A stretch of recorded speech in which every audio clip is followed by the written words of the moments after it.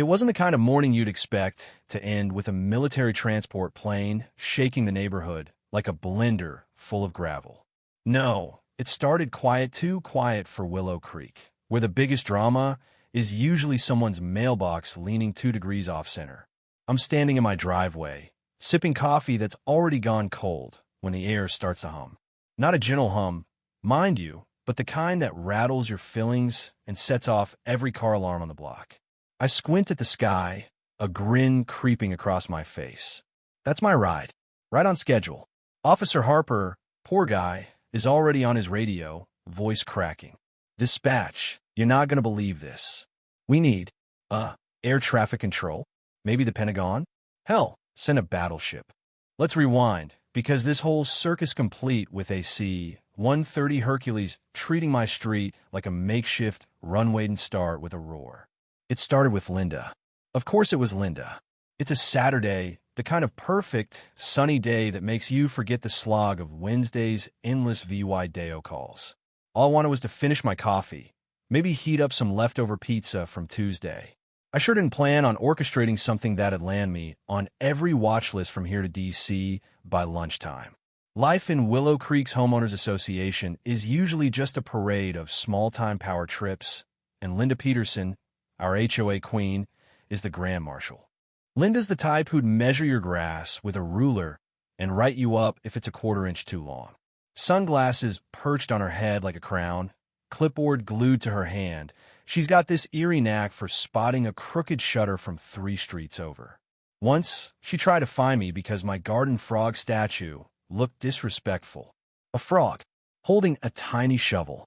Apparently, its smirk was undermining community values. I'm out front, eyeing my allegedly rebellious lawn, when my neighbor Tom pokes his head over the fence.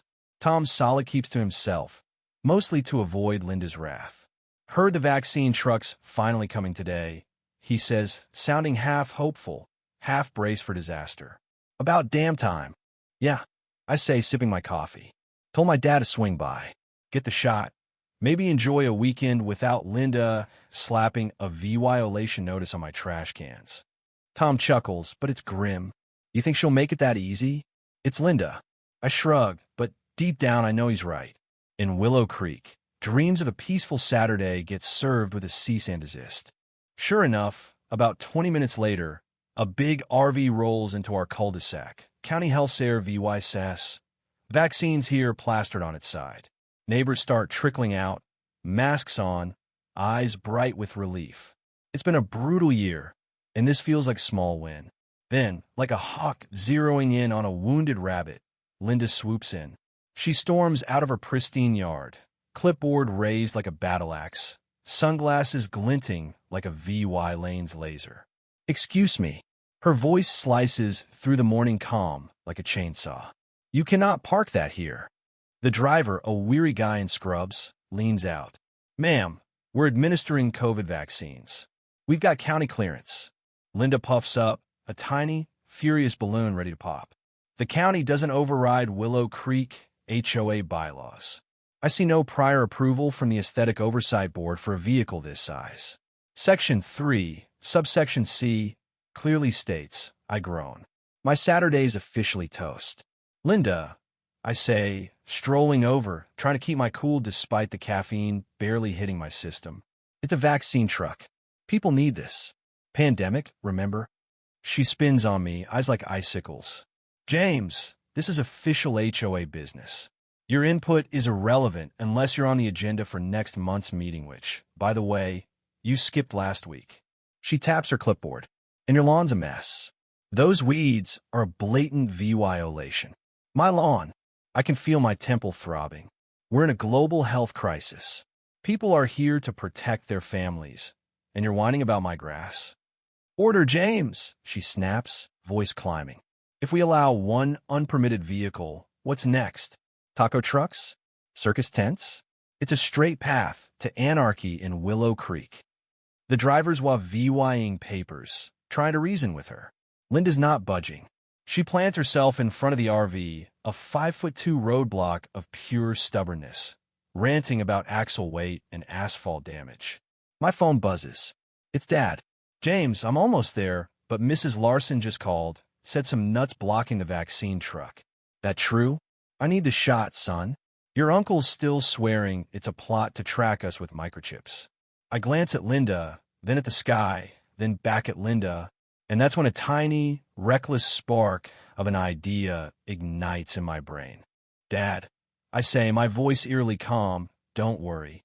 If that truck can't get through, I'll get the vaccines to us another way. Trust me. I hang up.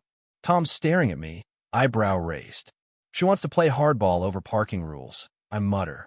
Tom shrugs. What are you going to do? Slash her tires? I grin, slow and dangerous. Tom, my friend, I'm thinking bigger. Way bigger.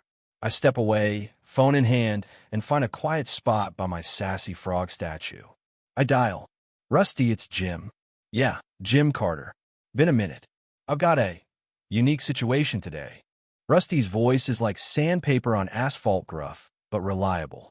Define unique, Jim. Last time you said that, I was bribing a customs guy in Peru to ignore a crate of alpacas and party hats. This is tamer, I lie. Humanitarian gig for my neighborhood. Medical supplies, small payload, temperature sensitive. Problem is it's blocked by, let's say, a local dictator with a vendetta against weeds. Drop zone's a suburban cul-de-sac. Tight fit. Nosy CIVYLENs. One very pissed off HOA boss. Needed in an hour. There's a pause. I can almost hear Rusty calculating the chaos wind speed, property damage, jet fuel costs.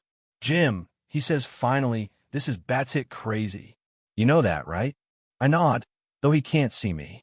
Yup. But, he adds, and I hear the smirk, it's a hell of a challenge. Temperature sensitive, hostile territory, cul-de-sac LZ? That's my catnip. It'll cost you more than cash. My crew's good, but they're loud, and you're dealing with the fallout. Done, I say. Just make it happen, Rusty. The line goes dead. I take a deep breath. An hour. This is actually happening. Linda's still at it, yelling at the RV driver, who looks ready to quit and join a monastery. She's on her phone now, voice shrill. Utter disrespect for community standards. A threat to our way of life. I demand police action. Sure enough, a squad car pulls up, no sirens. Officers Bennett and Clark step out.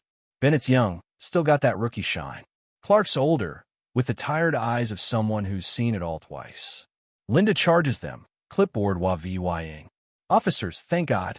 This vehicle, VY OLAT's code 6.2, 8.4, an emergency clause from last year's raccoon invasion. And that man, she jabs a finger at me. James Carter for number 14, he's disruptive, threatening airborne nonsense. I saunter over, hand in my pockets. Officers, I'm Jim. That's my street. She's Linda. Thinks HOA rules outrank a public health crisis, and probably the Constitution. Officer Clark sighs, a sound that says he'd rather be fishing. An HOA fight over a vaccine truck. Ma'am, is this RV blocking traffic or causing harm? It's an eyesore, Linda declares. And unapproved. The aesthetic harmony of Willow Creek is at stake. Bennett tries, ma'am, people need vaccines. Clark cuts in, eyeing me. What's this about airborne threats, Mr. Carter? I flash my best innocent, smile not my forte. Threats? Nah. Contingency plans? You bet. Look, my dad's coming for a shot. So are half the neighbors. If Linda won't let the RV do its job, I got another delivery method lined up. Clark's eyebrow arches. Delivery method? What, you got a drone and a cooler? I check my watch, playing it cool. Something bigger, officer. Much bigger. Linda butts in. He's unhinged, probably planning to launch illegal fireworks. They're a hazard. I ignore her.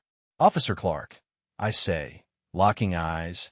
Ever seen a C-130 Hercules pull a precision airdrop in a suburb? The silence is glorious. Bennett stammers, and what now? Clark just shakes his head. Son, you feeling okay? A C-130's a military plane. Some are CIVYLEN. I correct, casual as hell. Great for tricky deliveries. Should be here. I glance at my watch, milking the moment. Any second. Their face is God. I wish I had a camera. Like I just announced a UFO was dropping my Amazon order. Tom sidles up, whispering, Jim, you're joking, right? A C-130? Where's it gonna land? Tom, I whisper back, grinning. Either a pinpoint airdrop or a very short, very dramatic landing if Rusty's feeling extra today. He loves a show. And then it starts. A low rumble, more felt than heard, like the earth's got a stomachache. The cops glance at each other. Linda, clueless, snaps. It's that punk on Maple with his busted muffler. I've written his landlord 6 letters. The rumble grows louder, deeper. Windows rattle. Car alarms wail. Neighbors freeze, heads swiveling. What the hell's that? Bennett asks, hand on his radio. Then we see it. A massive gray beast peels out of the sky. A C-130 Hercules for propellers chewing the air, flying way too low, way too big, and aimed right at our cul-de-sac. Jaws hit the ground. Phones swing from Linda's meltdown to the sky. Dogs lose their minds. Mrs. Turner's prized Chihuahua keels over in her roses. Even Linda shuts up, mouth gaping, clipboard slipping from her hands. Violation notices fluttering like confetti in the sudden gust. For one perfect second, she's speechless. I'll frame that moment in my mind forever. Officer Clark's radio squeaks. Dispatch, we need air traffic control? The FAA? Maybe NASA? The C-130 roars over, deafening, circling once like a hawk eyeing its prey. The prop wash rips through, yanking Linda's sunglasses off her head and sending them splashing into a birdbath. Her notices scatter like leaves. It's chaos, beautiful, poetic chaos. The plane lines up for its final pass. It's not landing Rusty's wild, but not that wild. The cargo ramp drops with a hydraulic groan, and for a split second, I see figures in the plane's belly. Then something falls, a huge, padded crate like a giant green pillow, tumbling out. A drogue chute pops, then a massive parachute blooms, guiding it down with eerie precision to the cul-de-sac center, missing Linda's precious tulips by inches. It lands with a heavy thump. Linda lets out a strangled squeak. The C-130 banks hard, wingtip nearly kissing Mr. Larson's pine tree, and climbs away, its roar fading, Leah VYing stunned silence, and the faint whiff of jet fuel. 2 guys in gray jumpsuits, Rusty's crew, always on time, appear like ghosts, slicing straps, checking labels. One gives me a thumbs up. I turn to the RV driver, who's staring, clipboard forgotten. You guys can handle the shots from here, right? I say, like I didn't just summon a plane. Freshly airlifted dozes. Linda snaps. Her scream could shatter glass. This is outrageous. The noise, the damage, the chaos. I'm calling the mayor, the governor, the president. Officer Bennett's grinning, dazed. I need a beer, he mutters to Clark, who's slumped against the squad car. And a new job. Maybe shark wrestling. Tom claps my shoulder, eyes wide. Jim, you're insane. Grade A, certifiable nuts. And I'm here for it. Can I snap a pic with the vaccine crate? The next hour's a blur of beautiful chaos hour chaos, not Linda's. The RV nurses, after a moment of shock, kick into gear like champs. Rusty's crew helps unpack the crate, revealing chilled vaccine VYALS, pristine and ready. We set up a clinic right there, using borrowed picnic tables. Dad shows up, frazzled but determined, and hugs me too hard. James, what the hell did you do? Just securing public health, Dad. I say, smirking. No biggie. He gets a shot, along with dozens of neighbors. Even Bennett and Clark, after some baffled radio calls, roll up their sleeves. Day's already weird as hell, Clark rumbles. Might as well. Linda's a tornado of rage, pacing, phone to her ear, screeching about lawsuits. Nobody cares. Her clipboard lies in the grass, a toppled crown. By noon, news vans roll in local, then regional, then a national crew. I give inter VYUs, keeping it vague. Logistical hiccup, I say, all earnest. Just found a creative fix to get vaccines to our community. I don't mention Rusty, the FAA's INEVY table meltdown, or my weeds. The headlines are gold. HOA tyrant defeated by C-130 vaccine drop. Suburban showdown ends in airborne win. I'm the vaccine plane guy, the Willow Creek warrior. My frog statue gets a fan club. The mayor's office mumbles about community spirit while re-VYUing of VYation laws. The FAA's investigating VUI gorously. The national HOA body distances itself, saying Linda's branch is independent and they don't endorse aerial interventions. Life gets strange. Strangers nod at me in the store. Kids ask if I'm Captain America. The diner gives me free coffee for a month. On us, plain guy, the waitress says with a wink. A week later, Tom leans over the fence, beer in hand. Guess what? Linda's selling her house. I raise an eyebrow. No shit. Yup, he says. Told the realtor the neighborhood's gone to hell. No respect for rules. Good, I say, sipping my beer. Maybe she'll find a bunker somewhere. No weeds. So, what's next for vaccine plain guy? Tom asks. I glance at my lawn honestly, not bad. Maybe Linda had a point about the grass, but nothing else. Think I'll stick to gardening, I say. Maybe get another frog. One with a middle finger. Willow Creek's calmer now. The new HOA head, sweet old Mrs. Clara, just plans potlucks and reminds folks to bring forks. The vaccine truck comes and goes. No drama. No FAA agents have knocked thanks to Rusty's shadowy magic, which I don't ask about. Sometimes when a plane flies low, I step outside, look up, and grin. Just once, I took on Linda, the red tape, the sheer lunacy of a world where a vaccine truck could be stopped by a parking feud. And I won big. As for Rusty's bill, let's just say I owe him favors probably involve VYing alpacas and sketchy airspace. But seeing Linda's face when that C-130 blotted out her perfect Saturday, her notices blowing away like dandelion seeds, worth every penny. Now, if you'll excuse me, that leftover pizza's calling, and my frog's got a memoir to write. It's a crime drama, I hear. So what do you think? Was I a hero for getting those vaccines through, or a reckless lunatic who went too far? Should HOA presidents like Linda have that much power, or is it time to rethink the whole system? And let's get real, would you have cheered for that plane, or call the cops? Drop your thoughts below, hit that like button if you're team plane, and subscribe for more stories that'll make you question everything.